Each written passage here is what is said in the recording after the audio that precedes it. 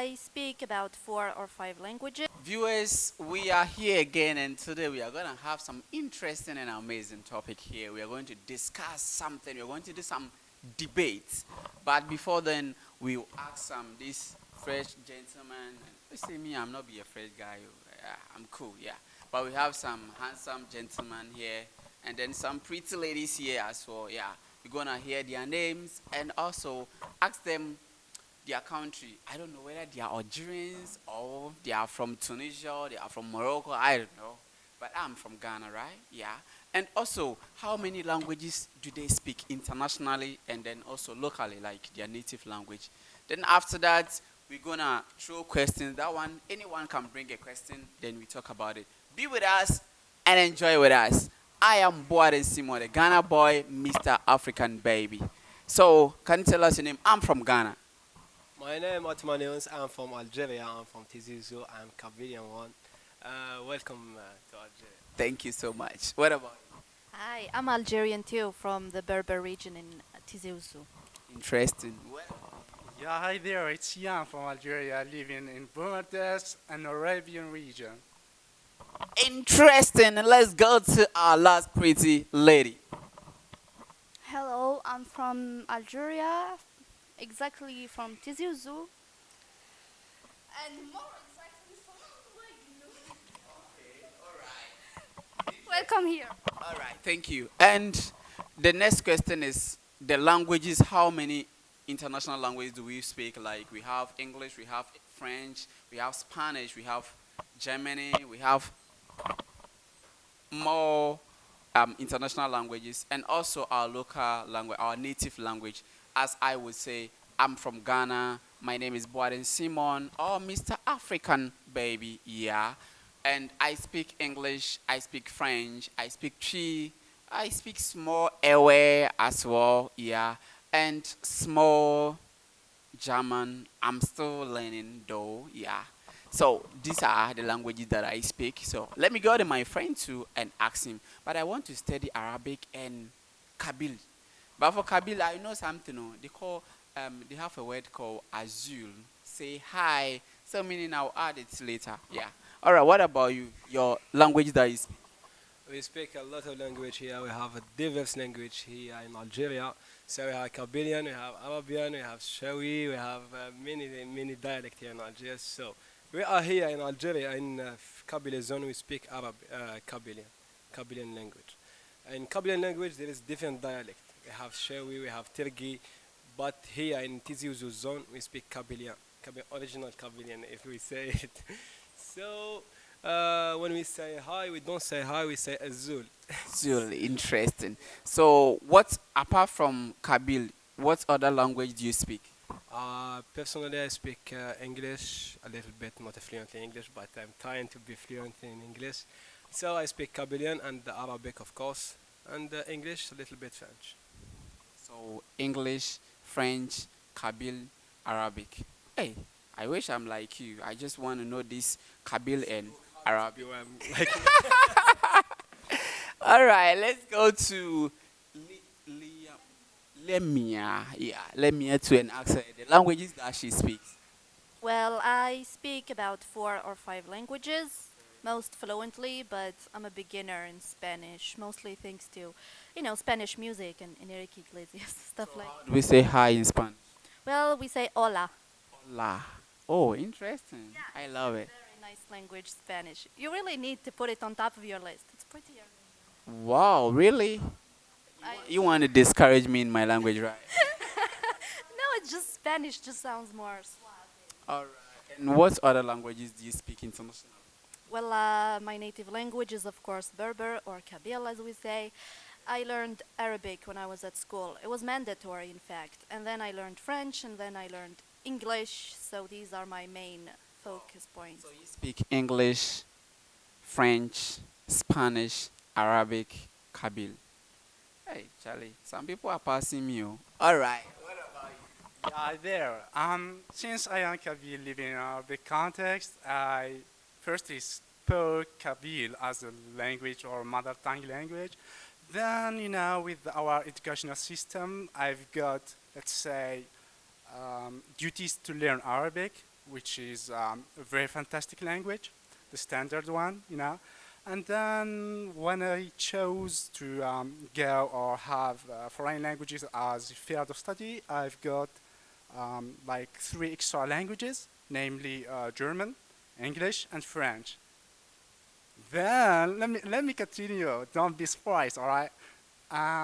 When I got my baccalaureate exam, I've been, let's say, focusing on English to be specialized in, and then let's say now I'm working on my Spanish. So a lot of languages actually, but I'm not that fluent in it, in most of them. But you know, we are trying. Yeah. Interesting, man. Some people are good though. They are really learning languages. But wait, before I continue to this last pretty lady, right? I came to Algeria. They use French as their international language when they go to school, when they go to university, right? But you see a lot of them speaking English, and they will tell you that they were watching movie and they know how to speak it. Man, I have been watching French movies, so but still I don't know how to speak their French. I don't know how they watch their movies, so Charlie. Ah, it be too much, but all the same, I love the way they like putting efforts whenever they want to do something. Like yeah, they have trained me to be like there is something that you can do. If you wanna do it, trust me, just go for it, and then you can make it great. Yeah. So let's go to our last pretty lady. To how many languages do you speak, and mention them for us. So for me, I do speak in my mother language, which is Kabyle, and I do speak too with a few many other languages like French language and English, a little of German language that I learned in high school since I have dealt with foreign languages, and I wish to learn also Spanish because I find it how to say um, soft language or something like that. Uh, like like for example, saying the word appreciante, it is as that little child who is who begin to speak, who who starts speaking. That's all. Yes. Interesting. I really love the answers I got because it seemed that the language that has been moving around is English, French, German. I will not put French part right because French, when it comes to them, I would say I will not put French part. But I got language like English, language like German, and then language like Spanish. Why I don't want to put French is because French is their country that they use their international language, right? Yeah, that is the French. But they have other language that I would say they speak Spanish, they speak German, they speak English, and that is super awesome, man. Trust me, I love that so much. Yeah, but right now we are gonna jump into another point because this is debate, right? We are going to talk about a topic called why is it that Africa we don't trade among ourselves? Yeah, why is it that Africa we don't trade among ourselves? So I will say my part, then we go around, we ask them to what they think about it and how we can solve it. Okay, so as I said, we are here going to talk about this topic that is why is it that we don't trade among ourselves in Africa? Like we don't accept goods from other African country. Like let me use example like Algeria don't um, import or they don't export something to Ghana or take something from Ghana. But if they need something, they go to Europe or they go to Canada, they go to UK or somewhere to get it. But we have those things in Ghana. The same thing to go to Ghana. If Ghana we need something like the same thing Algerians have it more here that we can come for it, give them the money so that we can grow Africa together. But we don't come to Africa, we go to Europe and then give them the money. Where we, our continent, Africa, we still go down and they see us to be the poorest country. Why are we doing so? That is the topic. Be with me, enjoy with us. All right. So, at this point, let me pass the mic to another friend who is very pretty beside me here called Limia. Limia. I don't know if I mentioned the name right. Yeah. For her to also tell us why is it that Africa we don't trade among ourselves, but always we are going to Europe. Hi again. It's Lamia, but so your question was revolving around the trade in Africa and the problems that it is facing currently. So all of this can be summed by saying, well, the coastal countries are closer to Europe, for example, Algeria. It's easier to trade with Europe than it is to trade with South Africa for obvious reasons. But also there are the tariffs, the taxes that are super high between African countries. So it's very much easier to export and import with Europe than it is with Africa, which I think is a big problem. It is a self-destructive issue because Africa, just among itself, can be very independent from the world when it comes to resources and national or international development within the continent. So that is one thing that I believe is very, very important. And also the conflict between countries. For example, Algeria and Morocco have cut diplomatic ties. There's no trade between them two, even though there are various opportunities that two countries can help each other evolve. So I'm just speaking within this narrow context of what I know in my own country. But I do know that many, many African countries face conflicts together, and that definitely hinders the prospects of national international development within for the economy in Africa. Okay, thank you so much. That was interesting, and I'm really learning a lot here, man.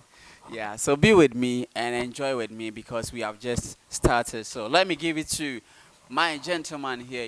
I just came to give you some amazing guys and ladies. Yeah, when you see them, that can even motivate you to watch it more, right? So you two, tell us why is it that Africa we don't trade among ourselves? Yeah, there is a lot of things to mention here, but I will try to make it like very narrow standpoints.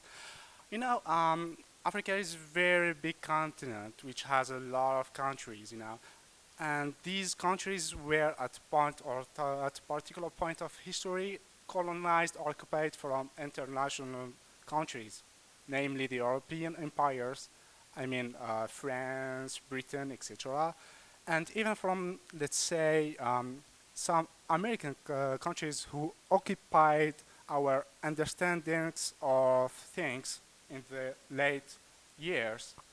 So from that perspective, I think that we are, let's say, introduced to thinking in a way that always we are, let's say, relying on big countries in terms of technology, in terms of knowledge, even in education.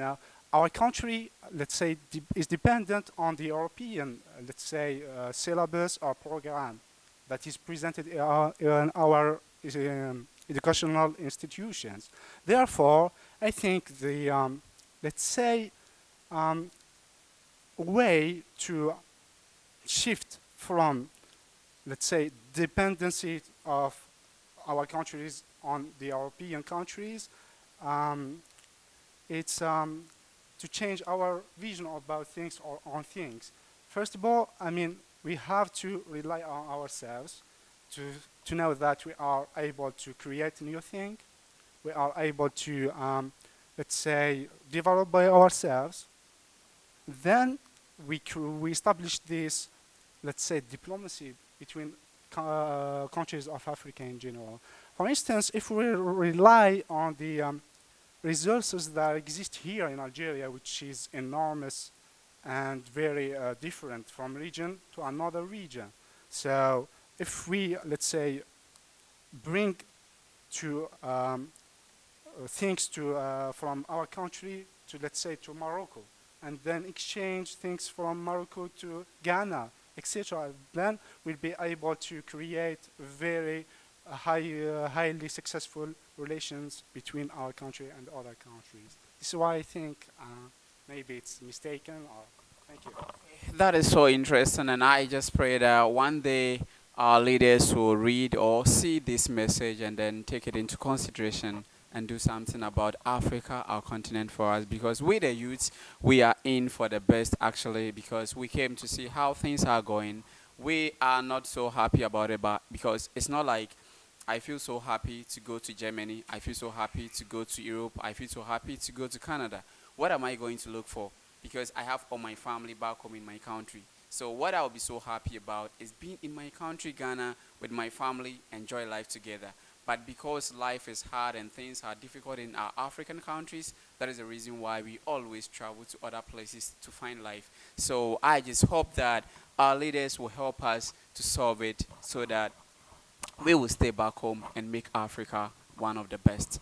So, okay, all right. Now let's go to. We have another priest lady here who also want to talk about why we don't trade in Africa because she's part of the debate zone, right? So let's go to her and hear from her to her point of view on why Africans we don't trade among ourselves. Hey again. So for me, I don't want to go in the depth of this kind of topic because it's not something that I love or something like that. So I have just to say that if we are not trading with African countries or if they are not trading between them because of that dependency. Uh, we do say that we are independent as African countries, but in fact we are not independent because because we still follow the European countries. We still depend on them.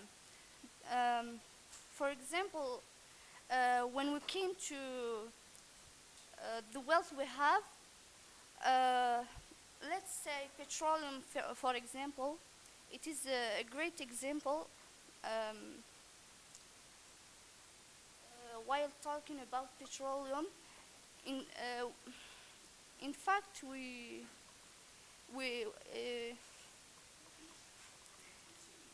sorry, yeah. When we talk about petroleum, in fact, we are rich. We don't need to be dependent on the others.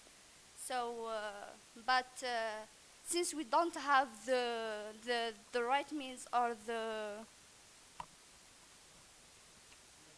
yes to make the use, so we tend to say that we are always followers. That's all what I have.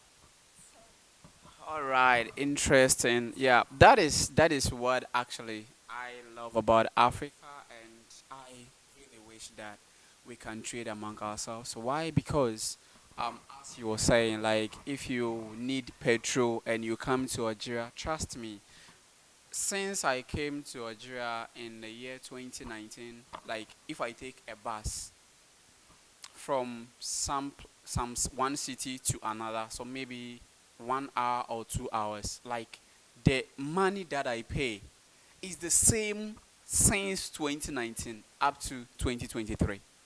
All because of why? Because they have the petrol, they have the resources here, so they don't have the need to increase the price for the drivers to also charge the passengers and all that. But let's go to my country, Ghana, and let's see about petrol there. Like, it seems that every 2 months or every 3 months, we increase the price.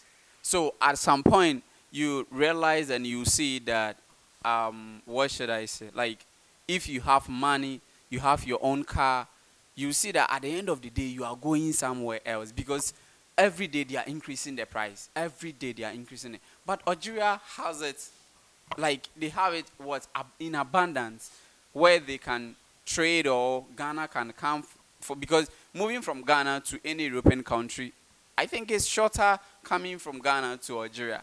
So I don't know, but I just pray that one day Africa is going to be the best. Because right now, man, I don't see Africa to be like. That is the reason why all we are all moving from Africa to Europe and all that. Because things in Africa, man, is something else. But we just hope for the best. Yeah. All right. So let me go to my big friend, and he is going to be the last person to talk about this. Then after that, we ask ourselves, like, if someone has another topic, we bring it on board, debate on that. But for this topic, he's going to be the last person to give his view on it, why Africans, we don't trade among ourselves. So hello again. So the issue of trade in here in Africa is a big issue, a big problem that we faced here in our day. So for me, my opinion, as my friend said, is a political problem, is a political issue.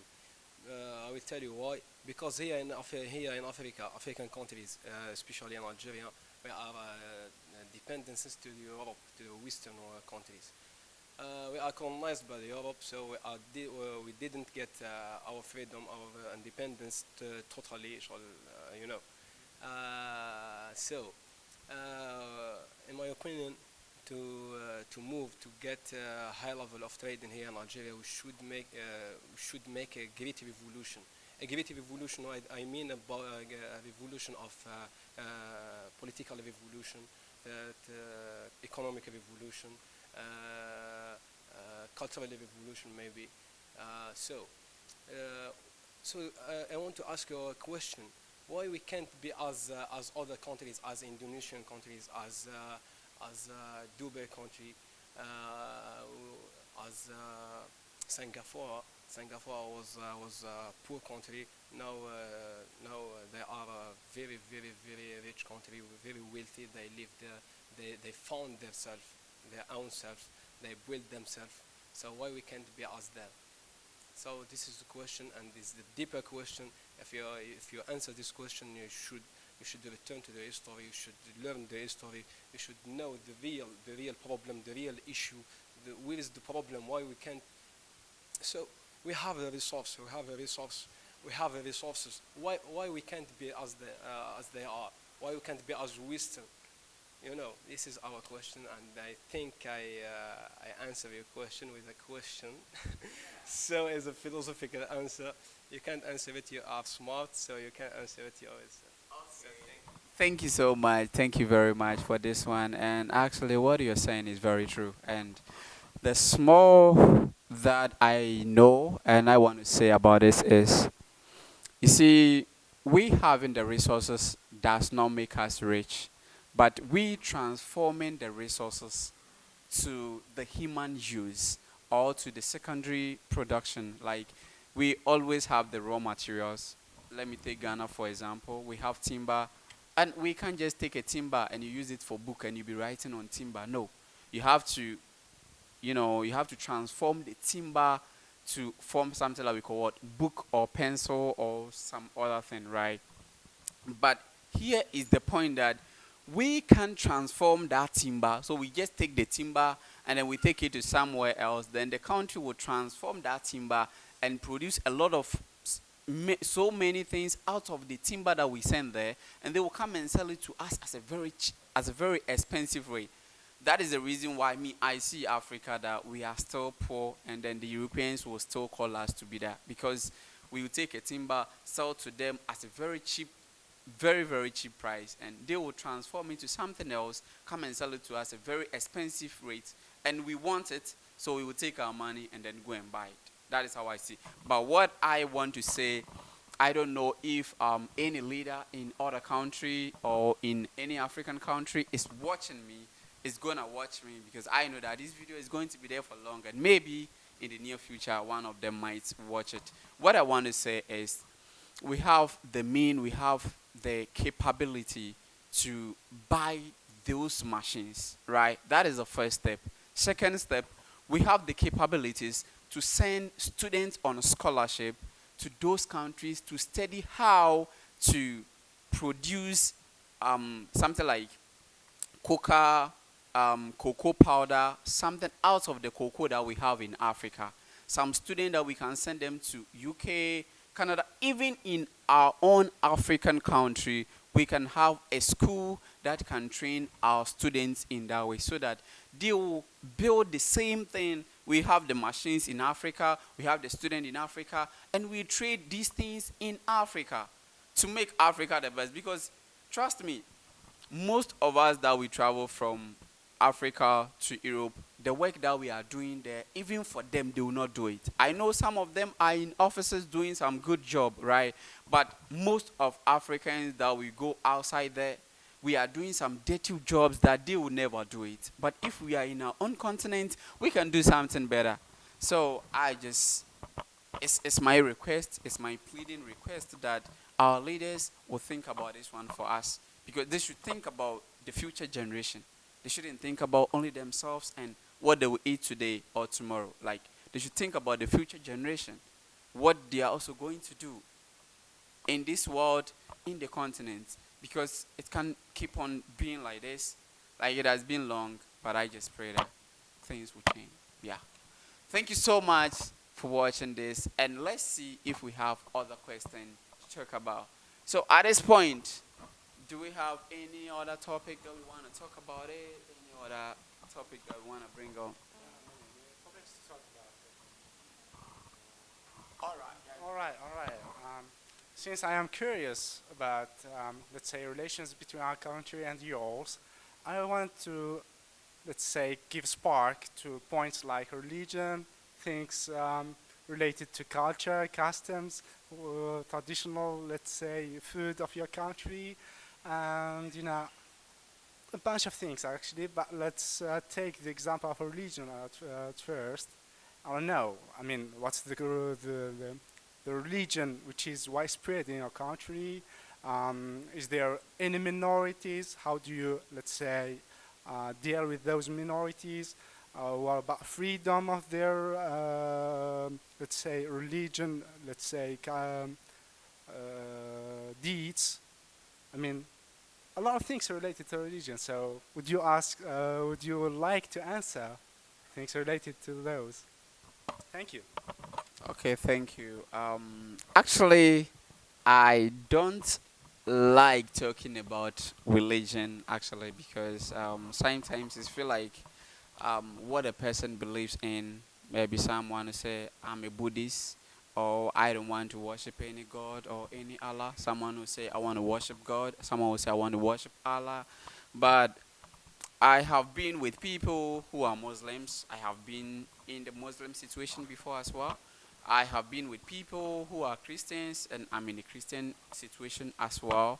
And I have been with people that they think that there is no God, there is no Allah.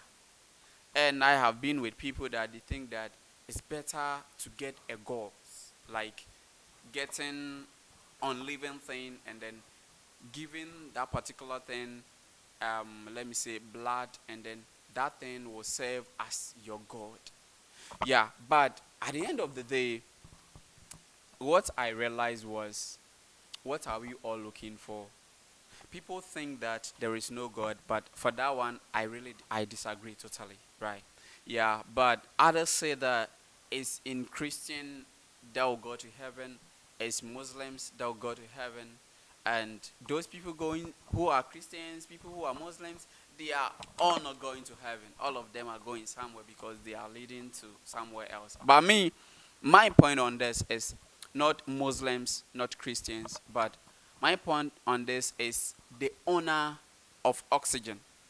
Like, you know why? Because if you go to hospital that you want oxygen, like in Nigeria here, I think oxygen is free, like their hospital and everything. As I have done a video on that, what people love about Algeria, they spoke about it. Like their hospital thing, like trust me, is the best. Yeah. But when you talk about oxygen, if you go to a hospital and you need oxygen, it's very, very expensive. If you can't even buy like 1 hour or by a day, right? But we have someone who give us oxygen every day in and day out. And who is that person? That is what I want you to look for. Who is that person, or who is that spirit that give you oxygen every day in and day out? Who is that person that you sleep in the night like the dead, but in the morning you wake up and say that, oh, I'm okay, let me go and find food and eat? Who is that person? That is what I want you to look for.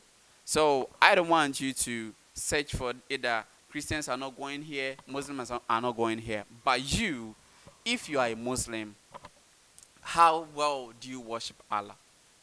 If you are a Christian, how well do you worship God?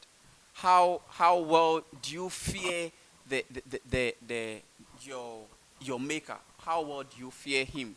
So I just wanted to elaborate to state the fact that I'm pretty sure my friend and I are only advocating for the respect of others' religion or non-religion, for their faith or the lack thereof, and so I feel like what is the main issue is the respect of each and every single one's personal freedoms and boundaries when it comes to believing or not believing. I think it's a beautiful thing to be a spiritual person. It's a great thing to have faith in something greater than yourself, in something protecting you, in something guiding you throughout life. However, it's also important to see that some people find their own purpose in other material things, and that's okay too. So the most important thing is really to just respect others' beliefs. I feel like most religious people really do need to step it up a notch when it comes to respecting the other people's beliefs when they are different than their own, and to not be bigots and to not entice or incite hatred against other people. Thank you. Subscribe. Talk to my viewers. He's a nice guy, I think. So just watch his videos and share them because it's really interesting. You